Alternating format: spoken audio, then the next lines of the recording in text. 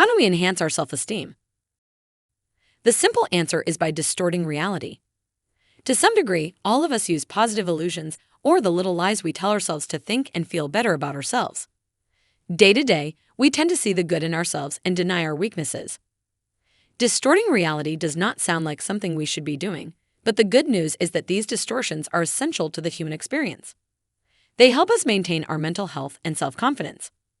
Imagine what life would be like if we noticed every negative aspect of ourselves. In fact, people who are clinically depressed tend to have less distorted and more realistic views of themselves. Positive illusions can then contribute to individual success in more than one domain, helping people cope with the demands of daily life.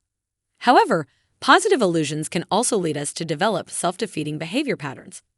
If we don't recognize our weaknesses, for example, our performance at work or school may decline at some point.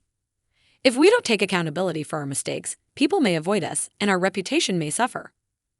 Here are several of the many positive illusions we use on a regular basis to enhance our self-esteem.